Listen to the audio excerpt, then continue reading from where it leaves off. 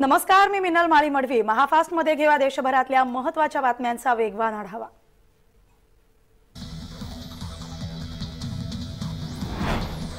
मुंबई लोकलवरील गर्दी विभागण्यासाठी मध्य रेल्वेच्या मुंबई विभागाने कर्मचाऱ्यांसाठी कार्यालयीन वेळांमध्ये बदल केलेला आहे।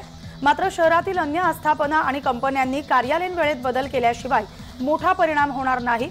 त्यासाठी शहरातील कंपन्यांनी सहकार्य करावे अशी अपेक्षा मध्य रेल्वेचे विभागीय व्यवस्थापक रजनीश कुमार गोयल यांनी व्यक्त केली।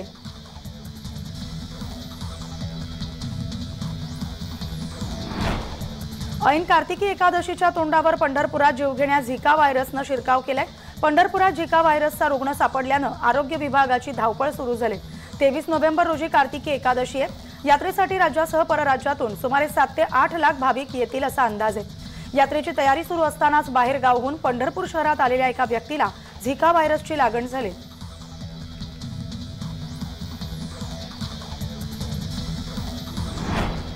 बुलढाण्यात समृद्धी महामार्गावर चॅनल क्रमांक 290 जवळ अपघात होऊन 3 जखमी झालेत। अपघातग्रस्त गाडी शहरात आणत असताना त्या गाडीने अचानक पेट घेतला आणि त्यात ती जळून खाक झाली। जखमींना मेहकरच्या खासगी रुग्णालयात दाखल करण्यात आले।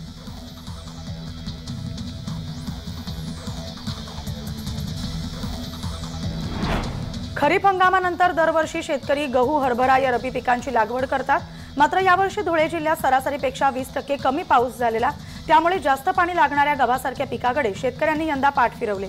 भाजीपाल्याची लागवड वाढले। धुळे जिल्ह्यात सध्या फुलकोबी, मेथी, पोकळा या कमी पाणी लागणाऱ्या भाजीपाल्याची लागवड केली जाते।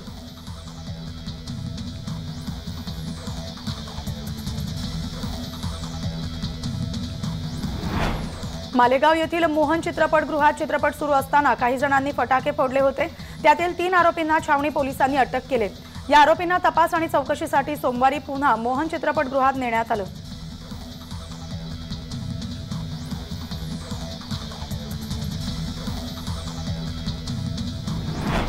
अकोल्यात एका गाव गुंडाने 14 वर्षीय अल्पवयीन मुलीवर अमानवी अत्याचार केल्याचं समोर आलंय। पीडित मुलीला सिगारेटचे चटके देत तिचं मुंडन करत तिच्यावर लैंगिक अत्याचार करण्यात आले। यानंतर तिला सार्वजनिक स्थळी विवस्त्र करण्याचाही प्रयत्न केलाय। एवढंच नाही तर कैलास टेकडी स्मशानभूमी परिसरात विवस्त्र करत तिची धिंड काढण्याचाही प्रयत्न झालाय। या प्रकरणी अकोल्यातील खदान पोलिसांनी आरोपी गुंड गणेश कुमार उर्फ गणीभाईला अटक करत त्याच्यावर गुन्हा दाखल केलाय।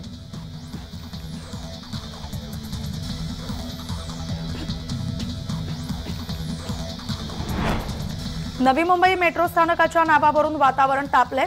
सेंट्रल पार्क मेट्रो स्थानकाला मुरबी गावाचं नाव देण्याची मागणी होती। ही मागणी पूर्ण न करता सिडकोने मेट्रो सुरू केल्याने ग्रामस्थ आक्रमक झालेत।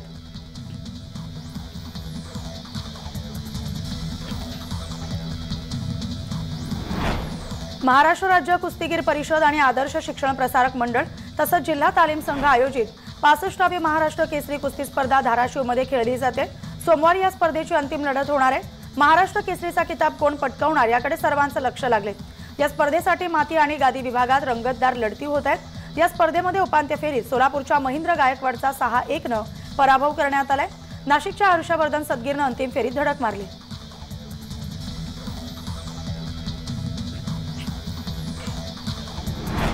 पुण्यात कोयत्याने हल्ला करत तरुणाची हत्या करण्यात आली। पाठलाग करून कोयत्याने हल्ला करून ही हत्या करण्यात आली। पुण्यातील फरासखाना पोलीस ठाण्याच्या हद्दीत हा प्रकार घडलाय। किरकोळ वादातून हा हल्ला झालाय।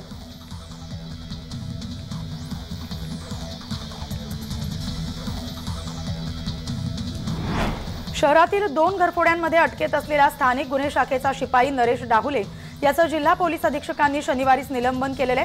या घटनेचे पोलीस दलात मोठी खळबळ उडाली। स्थानिक गुन्हे शाखेमध्ये पोलीस शिपाई असलेला नरेश डाहुले याला शेअर ट्रेडिंगचा नाद लागला आणि या नादात तो पूर्णतः बुडाला। लाखोंचं कर्ज डोक्यावर झाल्याने हे कर्ज फेडण्यासाठी तो घरफोडी करायचा।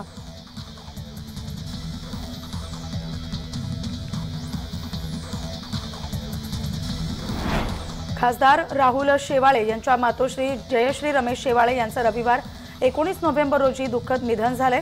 जयश्री शेवाळे यांच्या निधनावर अनेक मान्यवरांनी शोक व्यक्त केले।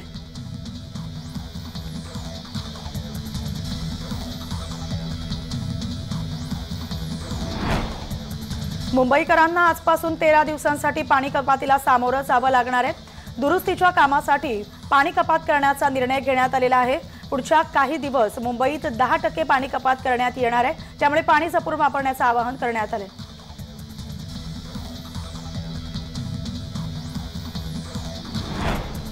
दिवाळीच्या सलग सुट्ट्यांमधील 5 दिवसांमध्ये जगप्रसिद्ध अजिंठा लेणीला 27,895 पर्यटकांनी भेट दिली आहे। त्यामुळे महाराष्ट्र पर्यटन विकास महामंडळासह भारतीय पुरातत्व विभाग, महाराष्ट्र राज्य परिवहन महामंडळाला लाखो रुपयांचा महसूल प्राप्त झालाय।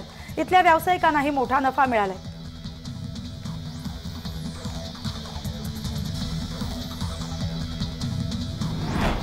हिवाळी सत्रातील परीक्षांचे निकाल वेळेवर जाहीर करण्यासाठी ऑनस्क्रीन मार्किंगचे कॅप केंद्र उत्तरपत्रिकांची तपासणी पूर्ण होईपर्यंत मूल्यांकनासाठी सुट्ट्यांच्या दिवशीही सुरू ठेवण्याचे आदेश मुंबई विद्यापीठाने दिले आहेत।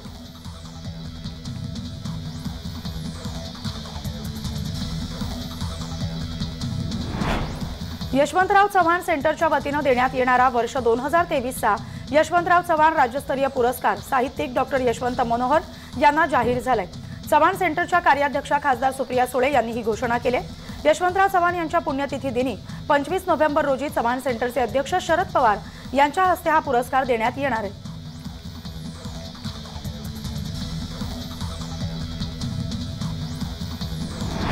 राज्यात सध्या कोरडं वातावरण असून पुढील 3 दिवस बहुतेक भागात किमान तापमानात सरासरी 2 ते 3 अंश सेल्सिअसनं घट होण्याचा अंदाज आहे। हवामान विभागाने दिलेल्या माहितीनुसार राज्यभर सध्या कोणतीही हवामान विषयक स्थिती नाही। राज्यभरात कोरडं हवामान आहे, त्यामुळे गुरुवारपर्यंत किमान तापमानात घट होईल असा अंदाज हवामान विभागाने वर्तवलाय।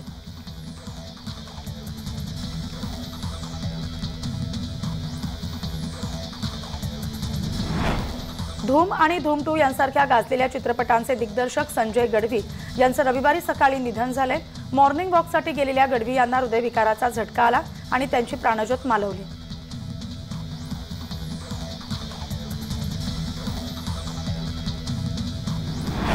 कार्तिकी एकादशी निमित्त पंढरपूर येथील कार्तिकी एकादशी निमित्त मोठ्या प्रमाणात प्रवासी जात असतात। या प्रवाशांच्या सुविधेसाठी विशेष रेल्वेने नियोजन केले। पंढरपूरसाठी बिदर, अलिदाबाद आणि नांदेड इथून 3 विशेष रेल्वेची घोषणा करण्यात आली। जालना मार्गे मनमाडहून एकही पंढरपूर रेल्वे देण्यात आलेली नाही। रेल्वे विभागाने कार्तिकी एकादशीसाठी 3 विशेष रेल्वेच्या एकूण 6 फेऱ्या चालवण्याचा निर्णय घेतलाय। या विशेष रेल्वे 22 नोव्हेंबर ते 27 नोव्हेंबर या दरम्यान चालवल्या जाणार आहेत।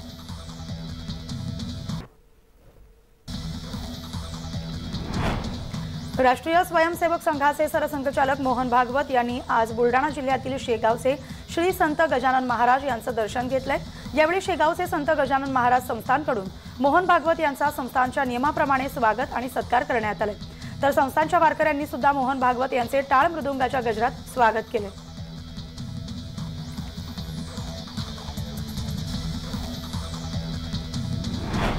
गेल्या वर्षीच्या तुलनेत यंदा पाऊस कमी झाल्यामुळे जायकवाडी धरणात जेमतेम पाणीसाठा उपलब्ध आहे। ऐन उन्हाळ्यात शहराला पाणी पुरवठा करण्यासाठी टँकरची संख्या वाढवण्यात येईल। नो नेटवर्क भागांसह ज्या भागात जलवाहिन्या टाकण्यात आलेल्या नाहीत अशा भागांना टँकरद्वारे पाणी पुरवठा केला जाईल अशी माहिती मनपा प्रशासक जी श्रीकांत यांनी दिली। शहराला पाणी पुरवठा करणाऱ्या 2 जलवाहिन्या जीर्ण झाल्यात, त्यामुळे शहराला टँकरने पाणी पुरवठा केला जाणार आहे।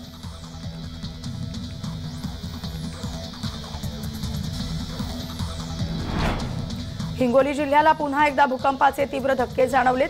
मध्यरात्री नागरिक झोपेत असताना अचानक जमिनीमध्ये गूढ आवाज झाला। जमीन हादरून गेली, त्यामुळे हिंगोलीमध्ये झालेल्या भूकंपाची लातूर इथल्या भूमापक केंद्रावर नोंद झालेली आहे। 3.5 रिश्टर स्केलचा हा भूकंपाचा धक्का असल्याचं समजतंय।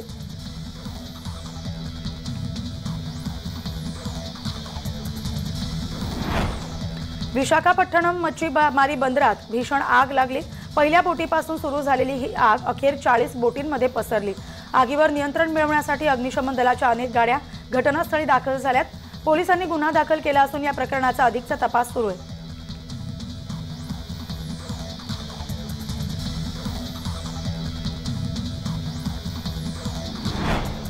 निकाराग्वाची 23 वर्षांची शेनिस पॅलासियोस मिस युनिव्हर्स 2023 या स्पर्धेची विजेती ठरली।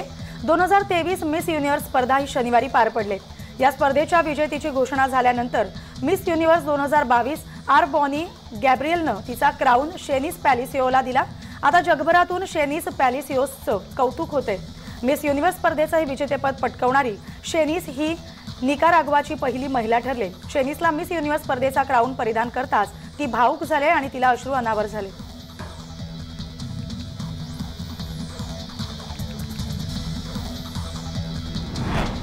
बुलढाणा शहरातील इक्बाल चौकात ट्रकच्या चाकाखाली येऊन 11 वर्षीय मुलाचा मृत्यू झालाय। स्मशानभूमीकडे जात असलेल्या ट्रकच्या मागच्या चाकात सायकल खेळणारा 11 वर्षीय गजानन नामक मुलगा अडकला आणि अपघातात चिमुकल्याचा जागेवरच मृत्यू झाला।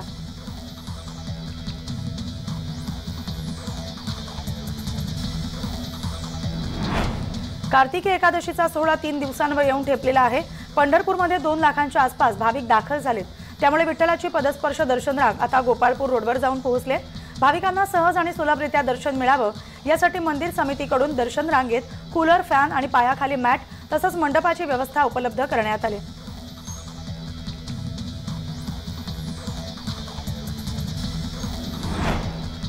दादरच्या शिवाजी पार्क इथं वाढतं प्रदूषण लक्षात घेता धुळीवर नियंत्रण मिळवण्यासाठी महानगरपालिकेकडून पाण्याची फवारणी करण्यात आली।